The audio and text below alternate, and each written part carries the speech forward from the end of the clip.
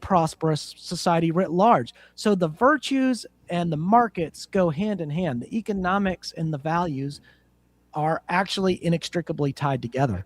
And not to nerd out too much, but because I do love this stuff. I don't know if you would agree with what I'm about to say, but I particularly love it. I believe it's Deirdre McCloskey's The Bourgeois series that she did that so much emphasizes the virtue of the everyday town person having a go. And and it seems we've lost trust in that idea that the people on an economic basis and even a political basis at the local level could actually govern themselves. And it seems we now live in an era of or the corporate giants and the multinationals and these overwrought governments and bureaucracies are running the show, sadly. I totally agree with you. In fact, I could probably go on for a full hour on that topic. Well, that's what you do, isn't it? I completely agree with you. Sorry. And that sovereignty in our government resides ultimately with the people. That is a distinguishing feature of American government. The first three words of our Constitution are "we the people." And that's not an accident. It's because we don't live in 16th century when sovereignty resides with a monarch, or if it's an 18th century where sovereignty resides in Parliament. No, Parliament derives all its powers, or the legislative branch in our case, from the consent of the governed. This is an indispensable feature of being American, and it's something we ought to celebrate, especially in light of the semi-quincentennial of the Declaration of Independence, another great document. I can't help but think, as you guys are talking, that this is what you do with on a daily basis about ethics and morality and corporations. It's amazing that we're having this conversation because this is who you are. This is what you do. Well, thank you. I hope that's what I aspire to happen. I don't, you go through your everyday motions, and sometimes it feels as if you're just pushing paper. But I think that's what all of us do in an economy is we take for granted our each small deposit into the vast sum of commercial activity and how important it is. Every single transaction is important, and for most people in society, we're not just buying stuff just for the sake of ownership or possession. We're buying it because we need to put it to use. Right. And in so doing, again, multiplied across the economy, we're creating great things together, and we don't typically think about it that way. Now, the piece you just put out today, The Earth Bringeth Forth Spring, I liked last week's. I found this even more poignant. And in fact, there's one line you share that reminded me of something I thought about. It was right after my 35th birthday. And I believe I wrote, well, one thing, it was the age I always wanted to be. And I didn't know at 15 I actually wanted to be 35. But I felt like, okay, now's the time to really get out there and do something. Maybe I'm too late of a bloomer. But it started to, for me, age became less the ticking of the clock or less a number. And it becomes with time more of a relationship of love between yourself and others. And you write a line today, time does that, folds back on itself until the math becomes personal. Could you tell folks about your recent trip, your recent retreat, and how it was leading you to this reflection? Well, sure. Yeah, that's actually a line that I've used in other pieces too about time folding back in on itself. But, I'm 42 now, so I'm halfway done probably. If I'm lucky, I'm halfway done if I don't die from something else. And my kids are growing, and so I'm at a more pensive phase of life. But we had our annual church retreat, and this was last weekend. I guess not this immediate weekend, but the weekend before. And it always seems to coincide with the emergence of spring. And I assume that that's by design, but we used to meet the first weekend of March, but the last few years we've met the last weekend of February.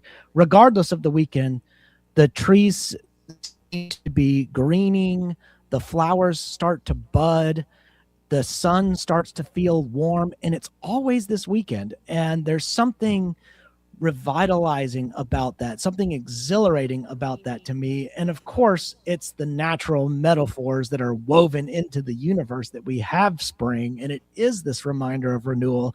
And it is a reminder that death is not the end, or doesn't have to be the end, that we have the promise of new life. And to me, it's just a beautiful reminder every year. And I just find the spring to be so again, exhilarating. It's such a wonderful time of year. Last Monday I was in DC and it was snowing, so it was quite a contrast to go from the warmth of Pine Mountain, Georgia, to snow in DC. But I hear from my colleagues up there that it has warmed up over the weekend.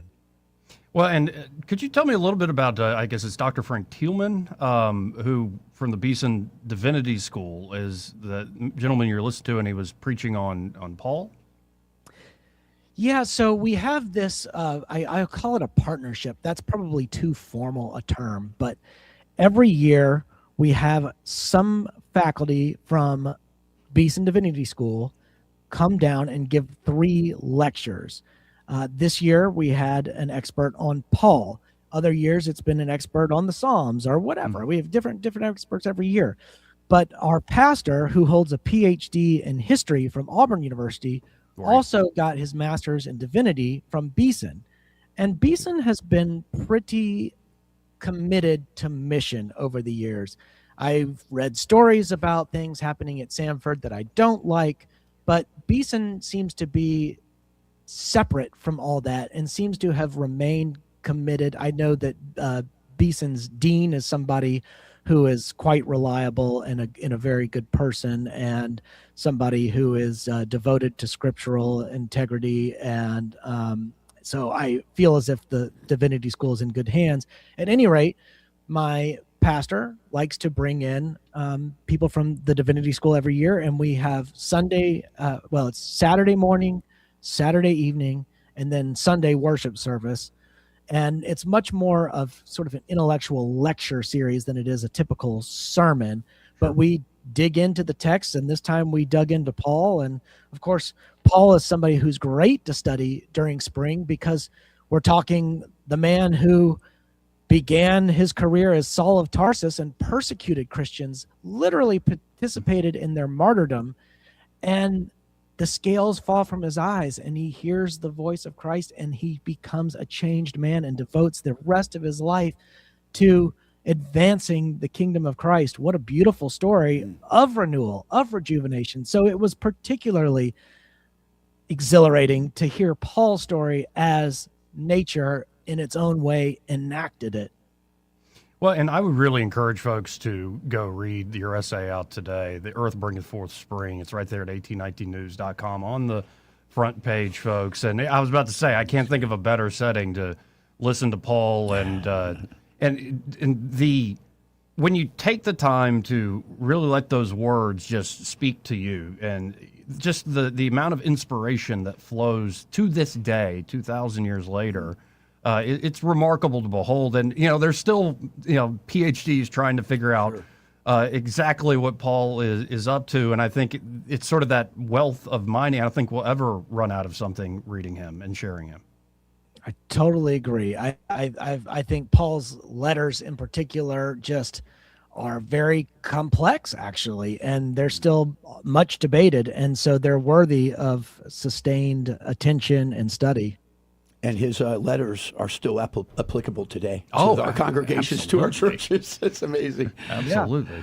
Well, Allen, I appreciate this, and I appreciate your time, as always. If folks want to check out your writing, your work, especially your work there with the Heritage Foundation, how can they do so? Yeah, well, my profile is up on the Heritage Foundation website, and things I publish through Heritage are there. My website, personal website, is allenmendenhall.com. I have other writings and other things there for people to see. Well, and I've been doing the read it through the Bible. I realized I am illiterate if I don't actually know the Old and the New Testament and can read both in the light of the other. And I got stuck during COVID in the book of Job and Ecclesiastes, which maybe that was appropriate for that time period. But finally, starting to work through, just hearing you say that, I would encourage anybody who's ever thought about that idea of even if it, a little bit a day, reading through the Bible direct, it will bring forth something out of you, folks, and it'll help you reflect in many great ways. And might very well save your soul. But I appreciate you, believe Allen. it or not, Ecclesiastes is my favorite book of the Bible. I also love. Yeah, thanks, guys. No, go on. You're Yeah, about what to were say you saying? Ecclesiastes. Oh, I was just going to say Ecclesiastes is my favorite book of the Bible. And then of Shakespeare, I also like Lear and Hamlet. So there's something about this existentialism that gets to me. But Amen. Well, thank you.